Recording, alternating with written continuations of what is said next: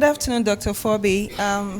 It's quite a pleasure to have you here with us at the CPS and privileged to be having this one-on-one with you. The intention or purpose of this is to pick a little bit on your brains and hope you can share with us from different perspectives. I'm going to break it down into the medicine, a little bit of politics. We know you're very passionate about politics, and your views on basically what you would like to impart on this Congress at some point. So those are the three areas, and then of course we're going to have the panel is going to be open for questions at different intervals of this conversation.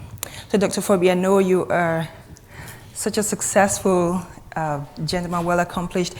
What are you doing in today's world? For those of you who don't know, for people who don't know, what can you say about who Dr. Fobi is for the Congress? A little bit about yourself. Diane, thank you very much. Let me start by congratulating the CPS. I have been following the activities of the CPS since the initiation of the organization. Mm-hmm. I have been very supportive of the idea. I would have liked to have been part of this, but due to my schedule, I wasn't. But I've kept in touch with the president and some of the members of the executive. On a personal basis, right now, I am a retired surgeon. I do not practice surgery actively. I do run a corporation at this time that produces medical devices. I am the founding president, and my daughter is the chief executive officer. I spend most of my time traveling nationally and internationally talking about obesity and the treatment of diabetes surgically. So I'm on the road most of the time, and I enjoy it. And I like to come to activities like this, and I'm proud to see how many of you are here. And before I even start, I would work with the CPS people to see whether we can get more CPS conferences.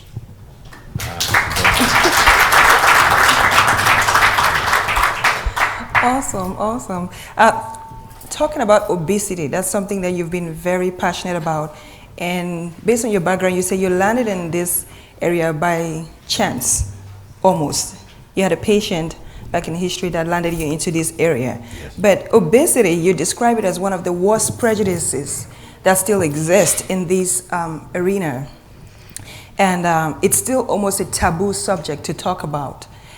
What is your take as you go around talking about these subjects or addressing these issues on obesity? It's still a very big issue as far as we're concerned, and even from a cultural perspective, we belong to a culture that almost embraces obesity as sort of a good thing. The more the merrier, I don't know. I mean, so what are some of the things that you face as you go around, addressing this issue? It's a misunderstood topic.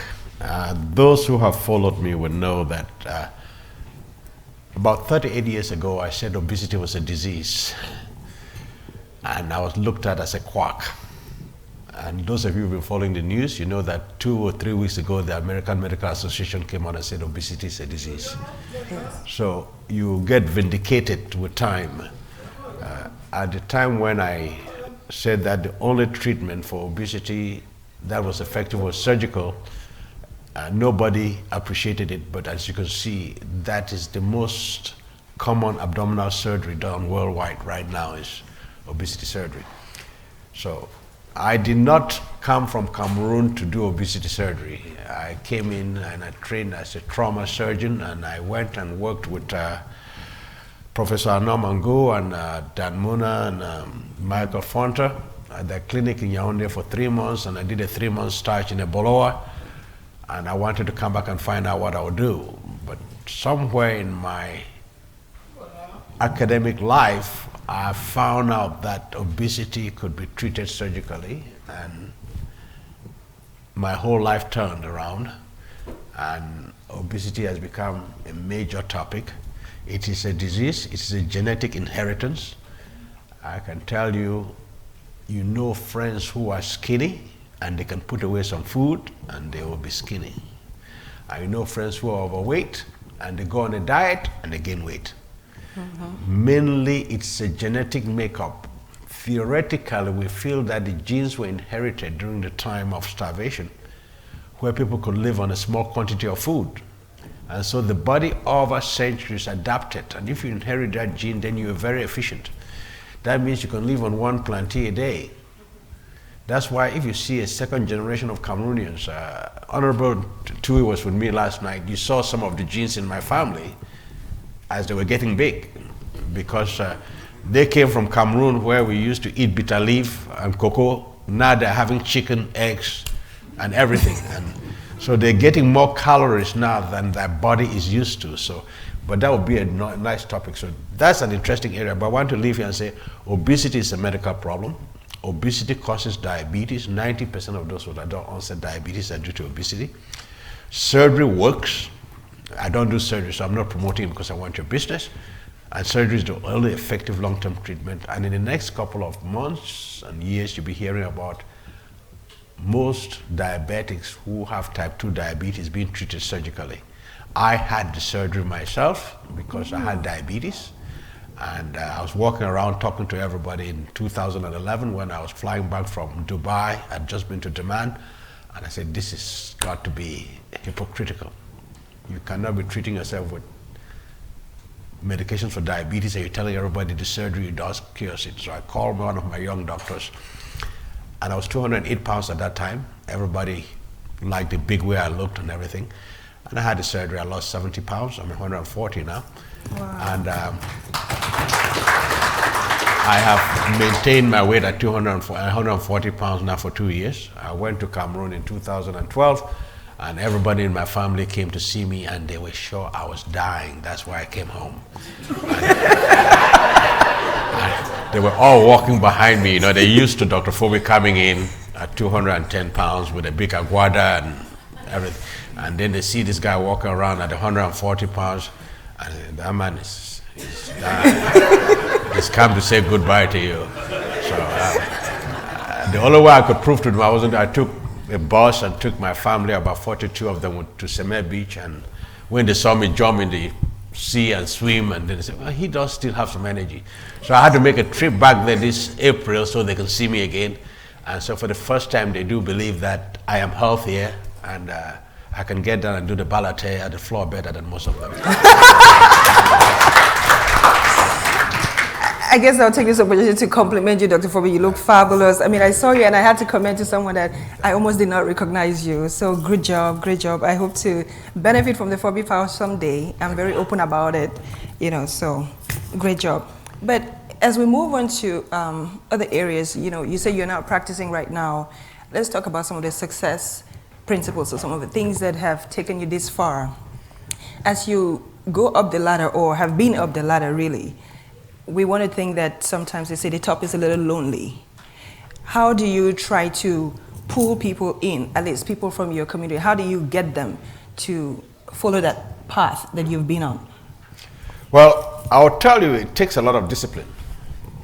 I don't know about your generation, but I was glad to see my classmate here today, Professor Amin. We were together in class, so Aloysius, I just wanted to acknowledge that. And I have my other classmate, Honorable Tui. We were in secondary school together. So, and the other speaker who was here, Eric, came a couple of years after we left Sacred Heart. We were disciplined when we went through school. I don't know about your generation. We got up in the morning, we made up our beds, we had to get up at a certain time, at certain hours you had to go to sleep. Our life, our prayer was our life. We didn't allow any time for your mind to wander. We excelled in trying to be different. There were people among us who were artistic. They used to sing. I mean, there were young men among us who could recite this is from the Anglophone part of Cameroon, who could recite the news in French, just sitting there at 7 o'clock at night and listening to Radio Congo, Radio Brazzaville. I had a friend who just said, "Ce soir, Monsieur Badebadu, President." He would listen to the news and just recite it in French. And there were guys there who were historians, who would stand up and recite Shakespeare and Robert Frost 2 rows diversion of yellow wood. And this is Form 1, Form 2, and Form 3. We were disciplined. And when I came here, I brought that discipline with me. And whenever I had something to do, I did it the best. And you guys know how you're discriminated against in the United States. When you come to class, everybody thinks you should be the one to be last. I beat them in class. And I made it a point to read the textbook to the end before the quarter was finished. And so when you're that determined, you allow nothing to chance. I have a problem, it's called OCD, over controlling disorder. So if you ask, how did I make it? That is what I suffer from. I do not leave things to chance. If I have something to do today, I get it done. I don't leave it for tomorrow. If I don't do it today, because I've not been able to do it. People have asked me this question so that I can answer you that very clearly. But I take it back to the discipline we had in those days. My parents were poor. My mother was poor. That's why when I listen to people talk about black kids in America not doing well because they come from a single family home, I came from a no mommy, no father home. Because I cannot tell you what my mother or father did. When we were in Sacred Heart for 5 years, there was never a day my mother or father came by. As a matter of fact, I left and carried a box and they didn't know where I went to. Till 5 years later when I came back. So when you start listening to some of the excuses people give these days, I don't grant it, but I don't want to be long-winded. Oh, that's fine. In one of your interviews with one of Cameroon's authors, Marceline B., you mentioned she's an author of a book, Your Journey to Success. You invoke God and your sense of family provision to your community as one of the reasons that cause your drive. Does that still remain, or would you like to expand on that as the core things that center in your heart? God, not because I belong to any particular religion, but because I have been privileged. I went to Sacred Heart on a scholarship. My parents didn't pay for it. I came to the United States on what was called an ASPA scholarship. Somebody donated money, and I'm here. The only time I started paying any money was when I decided to go to medical school, then I got a loan. But when I got the loan, it was because some gentleman gave me $1,800 to complete the $2,400 I had to pay the first semester's tuition. Because I found out that you could not get into medical school. Once you got into medical school, you could not be thrown out. But I sit here and I know that I have been blessed in what I've accomplished. My friend and I, Honorable Tu, were talking. It's not because I'm any smarter than you guys. There are a lot of geniuses in this room listening to some of the presentations today. It's just that I've been lucky. But what I found most in my luck is that every time I give, I receive more. Amen. Every time I give, I receive more. And my investments for those who, I'd made good money because when you start a field of surgery like I did, people were coming from Russia, South Africa, China, Japan to have surgery from this black man. And Tu would tell you in 1981 he was surprised to arrive in Los Angeles and there's a room with 500 white doctors and I'm the one talking to them. I just finished my presidency 2 years ago of the International Federation of Obesity Surgeons, 7,000 memberships. And I'm going to Istanbul next week where I'll be the chairman of the board of the federation. So when you've gotten to that stage in life, things are different. But I'm just telling you that when I give, things open up where I least expect it. But I found out that my biggest investment after I went back to Cameroon was not to buy land and do everything else, but was to invest in people. So I started a fund where everybody in my family, as far as they were born or related to the Fobi family, had a free scholarship to Chang, Boya, Yaoundé 1, Yaoundé 2, and they got 300,000 francs for a year. And if they didn't go to school, it was their fault. So I have about 100 and something Phobis here in the United States now. Honorable Tu met some of them last night, doctors, lawyers, accountants, You know some of them in town, pharmacists. When I walk in and I see one of my kids pulling up with a nice car, one of them got engaged last night. Yeah, she's a nurse practitioner, and she got engaged to another Cameroonian, Dr. Azenio, who is a program engineer with Broadcom. So when that happens, I'm happy. So that is what I will tell you. Some people have described me about being stupid because I throw away money. No, I don't throw away money. A few people have been able to scam me, but you cannot do anything without being scammed. But most of the time, when I see genuine things, I do them. My friend, Honorable Tu, is sitting here. About 15 years or plus ago, he talked to me about a problem in Cameroon, deaf and mute. I said, you talk about Bumu people? He said, yes, that's a problem. I was still in that Cameroon mentality where you thought about people like Mumu people. Then I sat down and thought about it. I said, I need to be educated. There's nothing wrong about being ignorant. What is wrong is not learning to be better. So I accepted him, and at that time I was very ignorant. So he talked to me about it. They had started a school in Boya, and they were going to extend to Kumba. So I says, what can you do? He says, well, we need some money to start it. I said, I can help. So I wrote him a little check. He says, but we need somebody to come and teach and language. Okay. I'm not going to give you, I don't know somebody's name, but I'll pay the way of somebody. Just choose somebody and I'll pay their way there. So I chose somebody. And today they have, I went to Mutengere, and Alucius and the wife have this big Deaf and Mute Institute, 8 classes. They finished class 1 to class 8, and now they're in Form 1 to Form 5. These are deaf and mute people. When I came through Cameroon at those times, those people had no chance of making a living. I will know that people who are deaf and mute are just as capable as us, and most times better than us, because their other senses are better developed. So those are the types of things that when I see, I support. But I also have the people that come with 419 and try to sell me a Brooklyn Bridge. So I've made that mistake. But 2 things, I invest in humans. And I'm sure that some of you in the room who've called me in the dark because they had a problem. And I just said, okay, what can I do to help? And I did. There were some who were just lying, but there was many of them genuinely did it. Because when I've seen you occasionally, I say, you don't remember, but you helped me with this. So I believe in investing in humans and in causes that are worthwhile.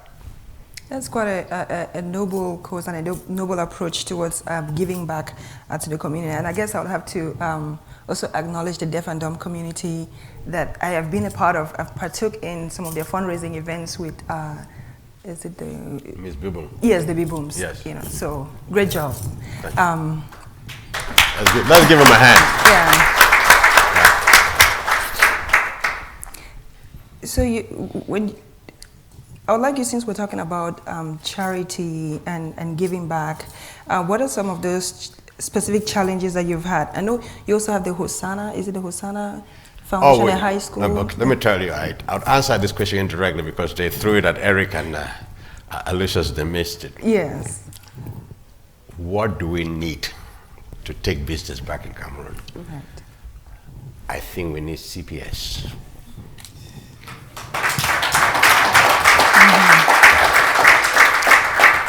There is a time and place for everything. You guys are coming to where I was 25 years ago. I have tried the brick factory in Yaoundé. I opened a poultry in Bamenda. I opened a secondary school in Bamenda. I invested in a bread and manasata in Bamenda. All right? The problem is I had an idea.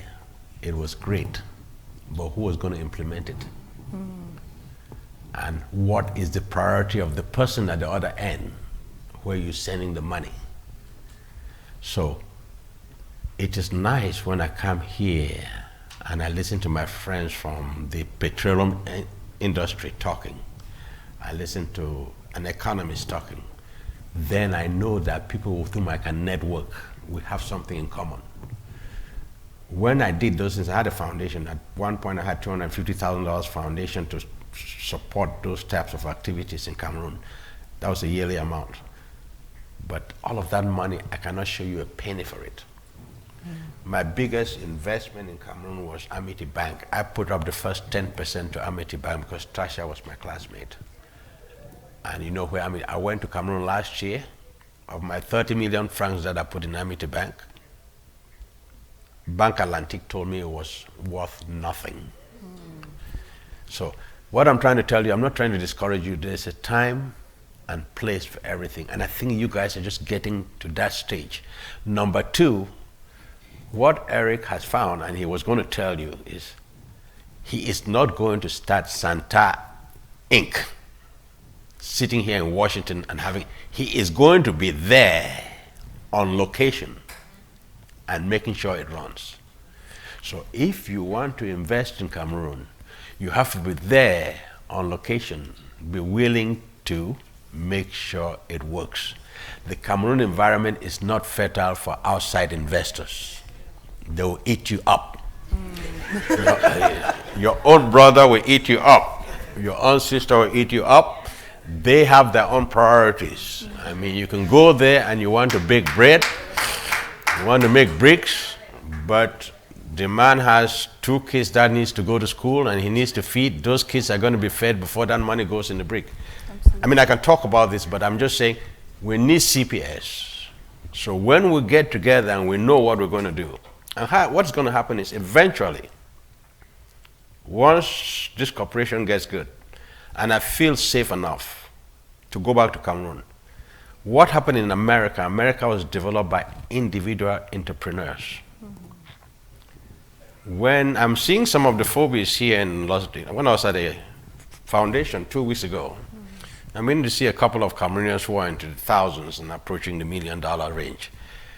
When those people now finally can come to Cameroon and do like what the man in Ghana did, you have to go there and do it. People copy good results, but you have to go there and do it. You cannot sit here and think you're going to form a conglomeration and send somebody to do it. When that person goes there, after a week, it is his business and you guys are out. And then there's a fight, and then everything falls apart.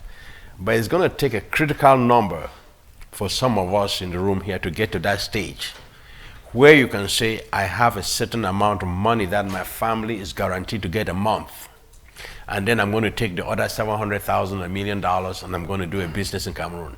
That money is not going to affect your lifestyle.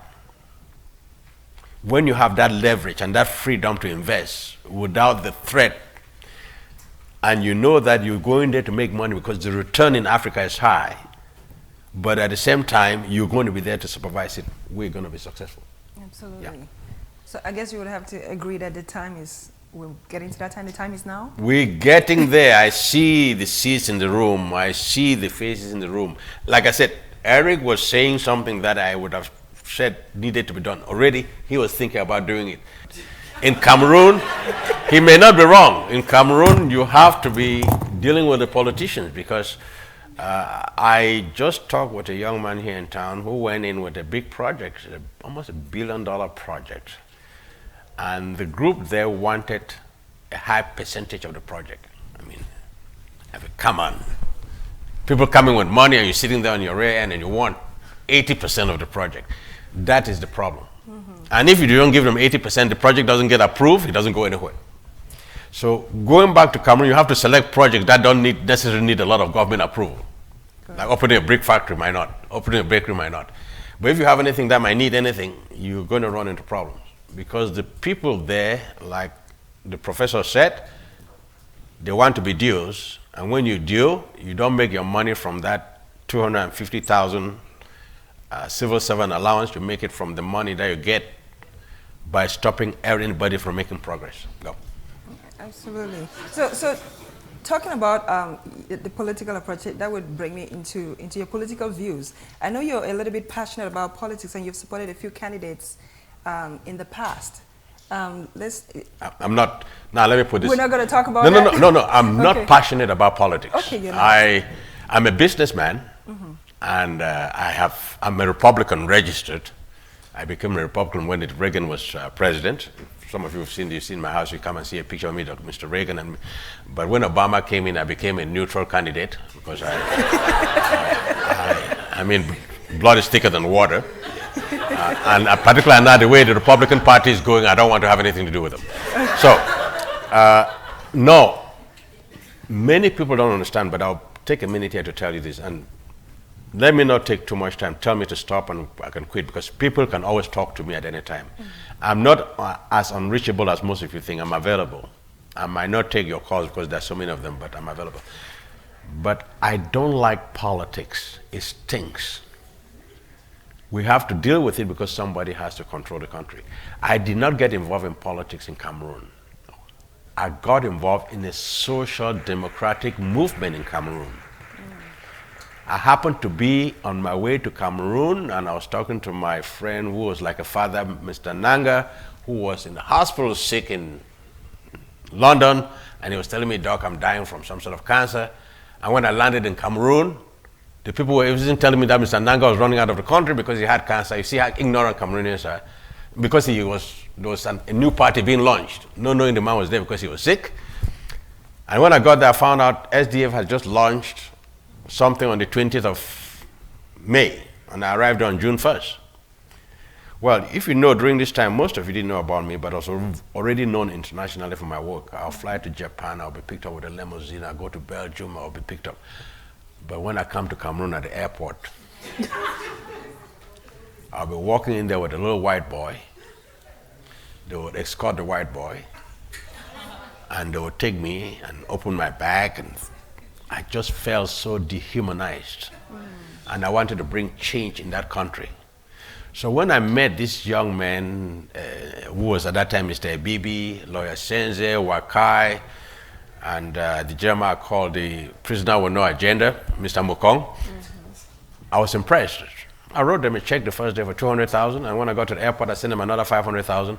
I said, whatever you guys are doing, I'm going to support you. You got to bring change to this country. It had nothing to do with politics. And then when they showed me their program and showed me what they're trying to do, and I saw that Mr. Mbia had become incapable after the 1984 attempted coup, I said, let's see whether you can bring change. And we sponsored them to go for the election. Unfortunately, when I left, they advised them not to go, and that is where we failed. But it was not the politics.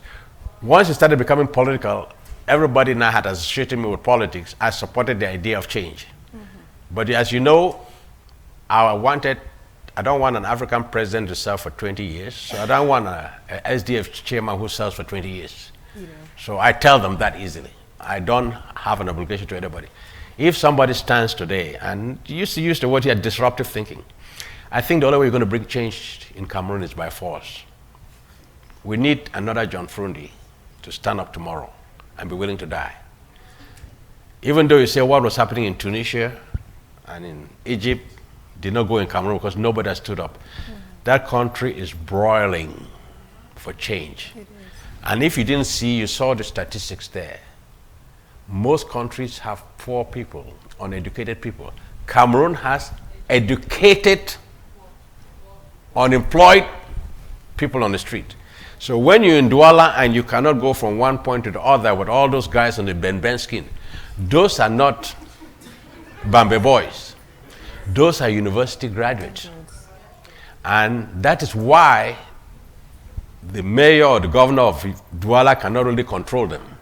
Because honorable Bambe boys, if you threaten them, they will get off that bike. When those guys decide to stop the street, the Ben stick people have the authority. Why? Because the people riding the Ben stick are not your average Bambe boys who are afraid. These are university students. They will stand their ground. So it just takes somebody at some point to say, enough is enough. And I see that day coming. If the government does not voluntarily make change, it is going to spark. And when it sparks, it's going to take off. But is that, would that be one of the reasons why you identified Kawala, former presidential candidate, as someone with a vision that aligned with... I have listened to Ms. Wala's talk. Number two, I believe that women have a role in politics. All right? I believe that it is time the old people give over to the young. Urban tour was with me and my family gathering last night. I am not the head of the Fobi family here. Dr. Fobi YG, who is younger, 50 years old, I made him the head of the Fobi family in 2004 because I felt that after some time, you have to turn things to a nominal generation. And after listening to all the people on the SDF running there, my nephew was also running. But I told him and Ni Ben, you guys are yes men to Ni John Frundri, so I don't think you. But Kawala bolted out when she didn't feel like the SDF was doing what she wanted to do. I said, that is sign for me of somebody who's independent. I don't think the particular person is that important. You see what Obama did. Obama bolted out, spoke out at the 2004 convention, and you see where the rest is. Okay. That's how I looked at Kawala at that time. So I want to support change. I never met her. I only met Kawala when she came and saw me at the, what they call it, the White House in Douala when I went there for dinner. Then she came and introduced herself to me. But I have 4 daughters. And I want them to be president someday. So I want to tell you that women are very good. Ms. Johnson is doing a fantastic job in Liberia. Thank you. Yeah. Thank you for your vote for women. I know everybody's boiling. There are a lot of people who want questions, who have questions to ask Dr. Fobi at this point. We're going to open up the session. And so if anybody has any questions, we'll take them at this point. Okay, let's take the gentleman back there. Please introduce yourself so I know whom I'm talking to. Good afternoon, sir. Name is Tibu Che. Currently, I call myself a cowboy or a freelancer, primarily because I just finished serving 10 years with the U.S. Army, and I felt like I needed to transfer my energy and skills to the home front. So primarily, what I want to know from you, given the life that you've led, you speak of discipline and being goal-oriented, which is the life I've lived for the last 10 years. When I look at the next 10 years, that's the life that I would like to live, as well as some friends who are back home. We have the edge. We are ready to be disruptive. I've learned the art of chaos. What would you and your friends do to support us who are ready to give blood, guts, tears, and glory for our country? What would you do? How would you help us move all the theorists, all the people who talk day in and day out about change? How would you help us take action in the country, create chaos, so all these theories can come in and lead properly? Thank you. Very good question. That's a common question I'm asked. I do not want to create chaos in Cameroon. I do not want to cause upheaval. What I would like to see is an organized body that is organized and willing to stand for a principle and has an organization, like call themselves whatever it is, and let them stand up like the SDF did in 1990 and say, enough is enough. They'll have a chairman or a president, a vice president, so that there is some hierarchy. Now, when they stand and say enough is enough, and the present regime doesn't budge, and they get the rest of the population swelling behind them, the rest of us in the world would support them. But we're not going to sit here and listen to some high school kid get up and think that Dr. Fobi is good. I get requests every month for ammunitions from groups that want to start insurgency in Cameroon. You guys know the one that used to be in Yaoundé, they are probably in Burkina Faso, another place. Doc, if you just give us this money, we need worker factory. No, I am not for that, because once you cause upheaval, after that, what happens? I don't want Cameroon to be worse off than it is right now. It's a very stable country. Listen to what they presented. But somebody has to stand there and be willing to have a structure that can go or make the present one change. We need somebody that can stand there and say, we're willing to stand. But you have to have an organization that can stand. For you here, do the best you can to improve yourself while you're here. Arm yourself intellectually, disciplinarily, and financially. So when the time comes, and it might not come in my generation, you would be willing to support them just as I will. Good evening. My name is Elise Gale, and I am a medical doctor working my way here to entering in residency. So this is mostly a curiosity for me because you talk about how you did bariatric surgery for yourself, and I was wondering if that surgery actually cured your diabetes. Yeah. I had surgery on Friday, and by Monday my blood sugar was 97, and it's 2 years, 5 months today, and it is never gone above 100. That's amazing. And you can just go on the website and look gastric bypass and type 2 diabetes. It's now called diabetosurgery. That's a new word is coming out. Yes, Yeah. this is really great for me. It's to fantastic, hear yes. about, because this is the first time I'm actually hearing about it. Usually we think about using it to cure morbid obesity, but really for men to cure diabetes, this is fantastic to know that. The gastric bypass, the Fobi pouch, not the lap band. Yes. Okay, there are 4 different surgeries. I will not go into that, but go and look it up. You see the role of ghrelin, and you're going to see the role of insulin-resistant substances that are produced in the duodenum. By bypassing the duodenum, you don't produce this resistance, and therefore your regular stores of insulin becomes effective. Yes. Yes. Thank you, Dr. Fobi, for you're very inspiring. And my name is Nina Wujek. I'm a nurse I'm from Boston, and I'm studying to be a nurse practitioner. I'm very passionate about healthcare, especially in Cameroon. Last December, when I went to Cameroon, my little sister was hit by an Okada, and we took her to the Bamenda General Hospital because they're the only ones who have a casualty ward. And when I walked in there, I almost passed out because it was literally a single room separated by cardboards pretty much, and nobody had gloves on. I mean, the situation in there was really pathetic. And from your experience as being a trauma surgeon, I was just wondering if when you did trauma surgery then, and looking at Cameroon the way it is now, I mean, there's been no improvement from my perspective, from what I've seen. My uncle, Dr. Ngwanyam, has a clinic in Bamenda, and every time I go back home, I've taught first aid and CPR to the nurses, but you get to the point where you teach that, and then what? It's like I've had to modify it, and they can't call 911, they don't have epinephrine to give a patient.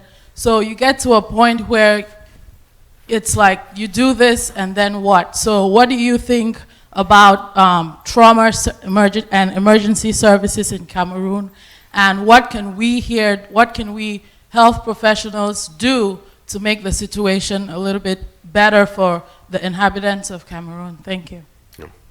Very good question. Not an easy answer to give you. Healthcare in Cameroon is difficult. Facilities aren't there. Personnel aren't there.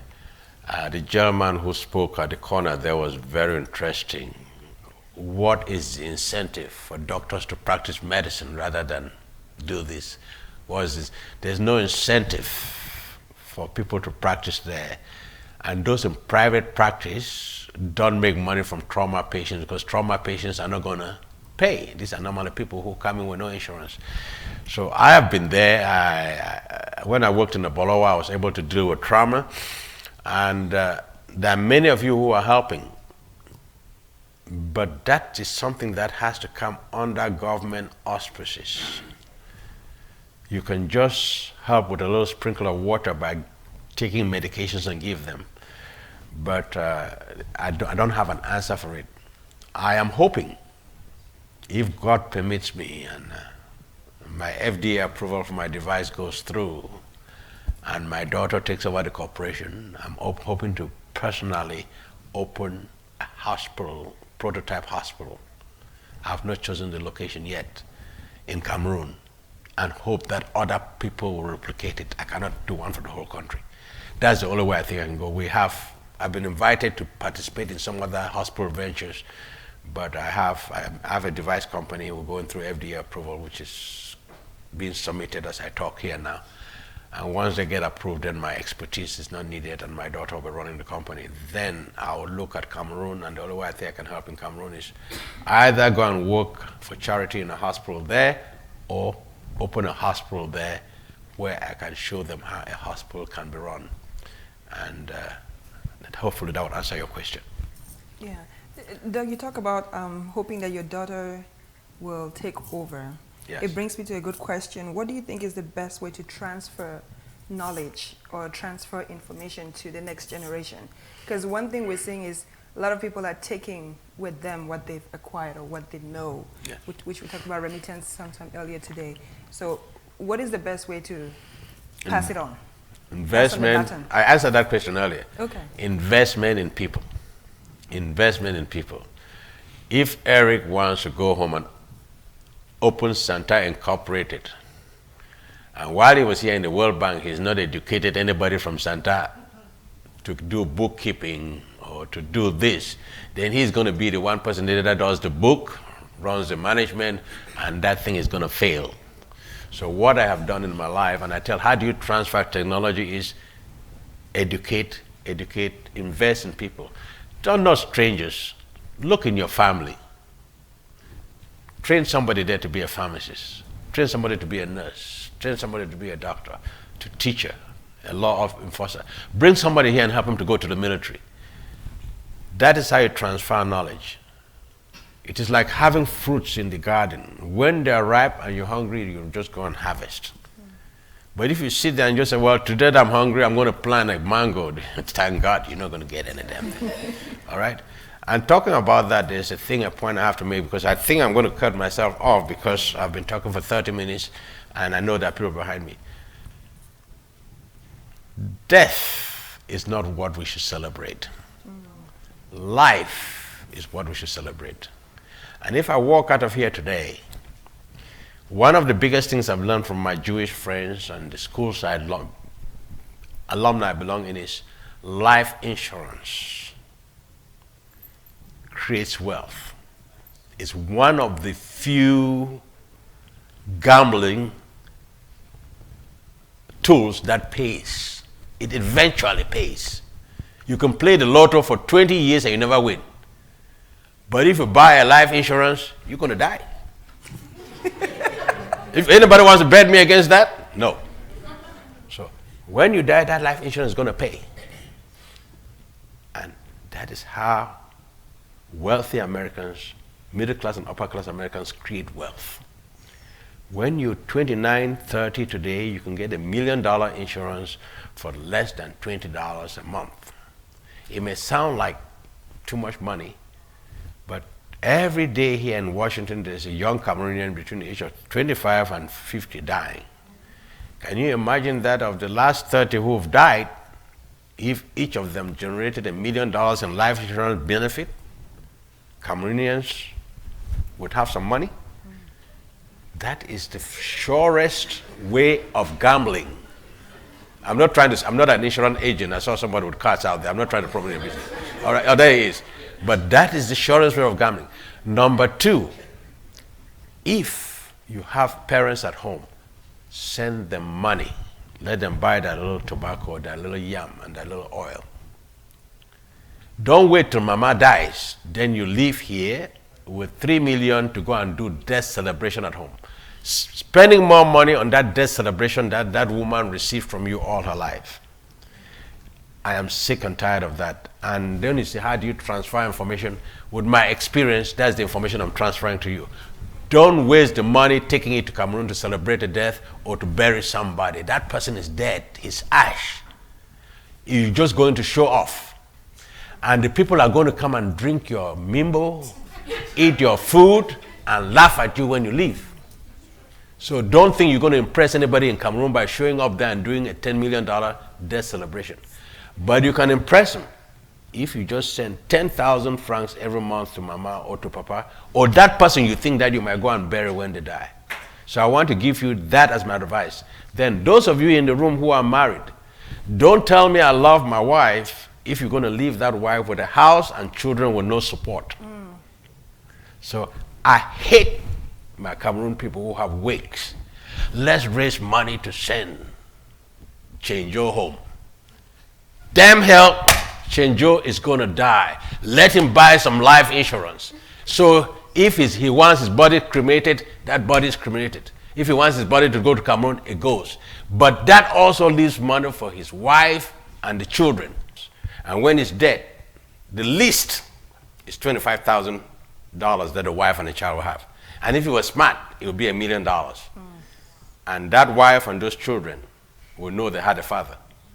And the rest of the Cameroon community, and then all the cheerleaders who want to get up and be the ones to do the fundraising. You are the biggest crooks that exist. So I'd like to thank Dr. Fobi for this session. It's been brilliant, very salient points to take home. We are definitely the change we are looking for, so let's begin with ourselves. Buy your life insurance, protect yourself, and think to tomorrow. Thank you, Doctor. thank you, Diane. Thank you.